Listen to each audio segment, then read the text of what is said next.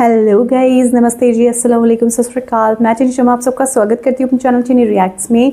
आज हम जिस वीडियो पे रिएक्शन करने वाले हैं वो एक बहुत ही इंटरेस्टिंग वीडियो होगी, बहुत इन्फॉर्मेटिव वीडियो होगी, जिसका टाइटल है द स्टोरी बिहाइंड सूरह कौसर। हाँ जी, द स्टोरी बिहाइंड सूरह कौसर रियली मकतूब करके एक चैनल है। बहुत ही इंटरेस्टिंग वीडियो लगा मुझे ये, तो मैंने सोचा क्यों ना आप लोगों के साथ इसको देखा जाए। बहुत ही ब्यूटीफुली बनाया गया है ये वीडियो। तो चलिए जल्दी से पहले इस वीडियो को देख लेते हैं, द स्टोरी बिहाइंड सूरह कौसर जान लेते हैं, फिर उसके बाद इसके बारे में बात करेंगे। तो चलिए वीडियो स्टार्ट करते हैं। ये बात है कुरान की, ये बात है उस इंसान की जिसने रसूलुल्लाह का दिल तोड़ कर रख दिया। अब कोई नहीं उसका नाम लेने वाला। ये बात है अबू लहब की, सूरह कौसर। सूरह कौसर, हमने तुम्हें कौसर अता करी। अक्सर हम लोग अपनी नमाजों में इसका सूरह मतलब कौसर को सबसे रिसाइट ज्यादा करते हैं, भलाई। पर अफसोस हम में से कितने हैं जो इसका मतलब जानते हैं। क्या है कौसर, क्यों अल्लाह ताला ने इसे नाजिल किया? क्या तुमने सुना तलहा? हाँ, अल्लाह के नबी ने हमें वो राज बताया कौसर का। सुभान अल्लाह। और सबसे ज़रूरी बात, सूरह कौसर का आज हमारी ज़िंदगी में क्या रेलेवेंस है, जानेंगे इस वीडियो में। बिस्मिल्लाहिर्रहमानिर्रहीम। इन्ना अअतैनाकल कौसर फसल्लि लिरब्बिक वन्हर इन्न शानिअक हुवल अबतर। सूरह कौसर कुरान की सबसे छोटी सूरत है। कुरान की बहुत सारी खूबसूरत सबसे बातों में छोटी से सूरत है खूबसूरत और बात बड़ी ये बड़ी मैंने याद कि कर हर ली है, आयत बट के ये अब पीछे, याद नहीं हर हुई है। सूरत के नाजिल होने के पीछे एक कहानी है, एक सच्ची कहानी। और ऐसा ही एक दिल दहला देने वाला, दिल को चीर कर रख देने वाला वाक़या है सूरह कौसर के नाजिल होने के पीछे। पहले उसे समझते हैं।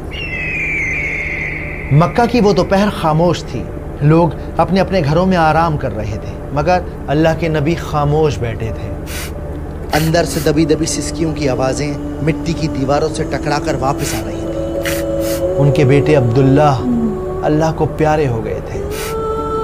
वो नन्हा सा जिस्म जो कल तक उनके सीने से लगकर सांस लेता था, अब मिट्टी की गोद में। मगर बराबर वाली दीवार से टेक लगाए एक आदमी खड़ा था। मुझे भी बताओ अबू लहब, क्या मामला है? सबर रखो बा, सबर। यह आदमी और कोई नहीं बल्कि रसूलुल्लाह का चचा था। अंदर से आती हर सिसकी उसके चेहरे की मुस्कान बन रही थी। और फिर वो खुशी से चिल्लाया, बुतीरा मोहम्मद, बुतीरा मोहम्मद। खत्म हो गया मोहम्मद का बेटा, टूट गया मोहम्मद की नस्ल का सिलसिला। उसकी आवाज ने नबी का दिल चीर कर रख दिया। गुलामों को उसने खजूरें बांटी, अपने दोस्तों के साथ कहे लगाए और सबसे कहता रहा, तुमने सुना मेरी जान, मेरे भतीजे की जड़ कट गई। अब कोई नहीं उसका नाम लेने वाला। उसकी हंसी, उसके अल्फाज हवा में सांप बनकर तैर रहे थे। मगर अल्लाह ने अपने नबी को अकेला नहीं छोड़ा, उन्हें एक तोहफा दिया। ये तोहफा था सूरह कौसर।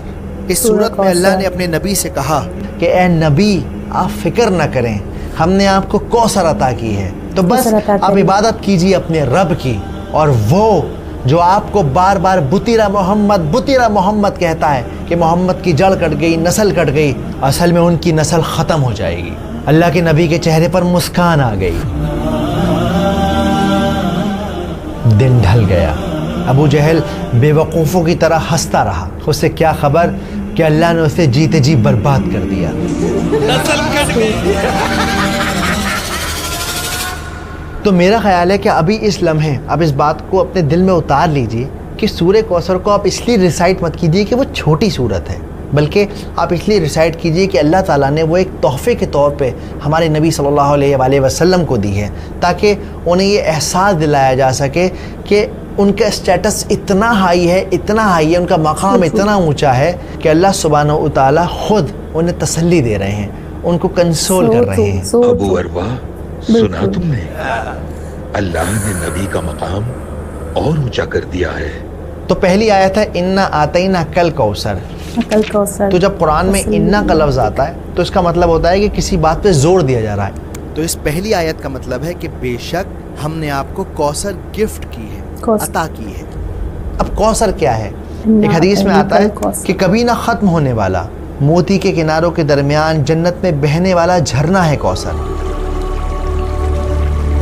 हाँ। जिसका पानी बर्फ से ठंडा है, जिसका पानी शहद से मीठा है और जिसका पानी दूध से ज्यादा सफेद है, वो है कौसर। अब यहाँ पर आतईना का जो लफ्ज़ है, इसका मतलब होता है तोहफा देना, गिफ्ट देना।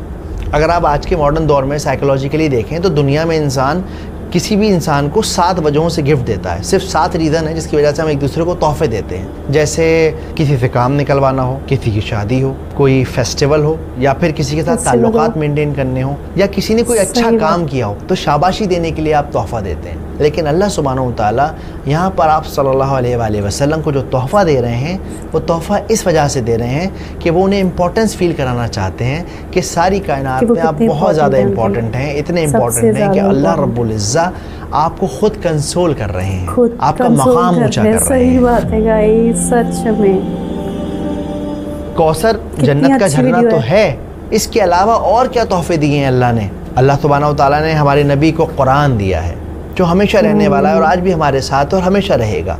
इसके अलावा और क्या तोहफे दिए हैं अल्लाह ने? और सबसे बड़ा तोहफा ये है, अल्लाह ने अपने नबी का नाम ता क़यामत जिंदा रखा है, अपने नाम के साथ जोड़ दिया है नबी का नाम। वाकई सुभान अल्लाह। इसके अलावा उन्हें बेटियां दी हैं। बार बार अबू लहब कह रहा था कि बुतीरा मोहम्मद, कोई लड़का नहीं है उनका, क्या नाम चलेगा उनका। लेकिन आप देखें आज भी हम अपनी बच्चियों के नाम आप सल्लल्लाहु अलैहि वसल्लम की बेटियों के नाम पर रखते हैं, आज भी उन्हें याद करते हैं। रुकैया, फातिमा। इसके अलावा अल्लाह सुब्हानहू तआला ने आप सल्लल्लाहु अलैहि वसल्लम को सहाबियों को तोहफ़ा दिया जो उनके साथ खड़े थे, जिन्होंने अपने जिस्मों पे चोट खाई सिर्फ इसलिए क्योंकि इस्लाम हक़ की राह थी, क्योंकि नबी का पैगाम था। तो इन्ना आतेना कल कौसर। अगली आयत फसल्लि लिरब्बिका वन्हर। तो अब जब हमने आपको तोहफ़ा दे दिया है तो आपको क्या करना चाहिए? आपको चाहिए कि अपने रब की इबादत करें और क़ुरबानी करें। देखो जनरली दुनिया में 2 तरह की इबादतें होती हैं, एक होती है प्राइवेट इबादत, एक होती है पब्लिक इबादत। प्राइवेट इबादत क्या है? नमाज़ पढ़ना, तहज्जुद पढ़ना। पब्लिक इबादत क्या है? क़ुरबानी करना, उसका गोश्त लोगों में बांटना, लोगों की मदद करना। तो अल्लाह सुब्हानहू तआला इस आयत के अंदर इन दोनों इबादतों का जिक्र कर रहे हैं। अब यहाँ पर ये जो वनहर का लफ्ज़ है इसका मतलब होता है क़ुरबानी देना। इसीलिए ईद उल अधा के दिन को यानी कि बकरीद के दिन को यौमुन नहर भी कहा जाता है, यानी क़ुरबानी का दिन। तो फसल्लि लिरब्बिका वन्हर, इबादत कीजिए और क़ुरबानी कीजिए। और तीसरी आयत है इन्ना शानियका हुवल अब्तर। स्कॉलर कहते हैं कि जो शानिया का जो लफ्ज़ है, शानिया उसका मतलब होता है दुश्मनी, लेकिन ऐसी दुश्मनी कि इंसान उसके अंदर अपनी अकल खो दे, उसका दिमाग काम करना बंद कर जाए। अब आप नोट करिए, अल्लाह के रसूल के घर में एक इंतकाल हो गया है, लेकिन ये अबू लहब ये मजाक उड़ा रहा है, मिठाइयाँ बांट रहा है, उसकी अकल ने काम करना बिल्कुल बंद कर दिया। एक इंसान की जो बेसिक ह्यूमैनिटी होती है वो उसकी अकल काम नहीं कर रही। इसकी आज के दौर में मिसाल है जो इज़राइल कर रहा है, छोटे छोटे बच्चों को मारना, बूढ़ों को मारना, लोग खाना लेने आ रहे हैं उन्हें ख़त्म कर देना।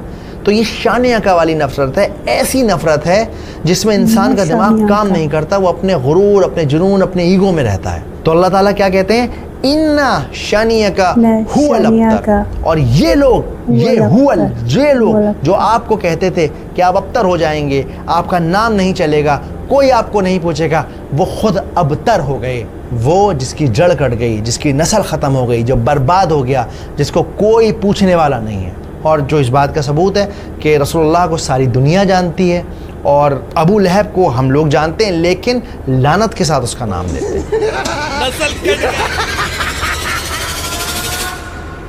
लेकिन आज इस सूरत का हमारी ज़िंदगी में क्या रेलेवेंस है? कैसे हम इस सूरत को अपनी ज़िंदगी में उतार सकते हैं?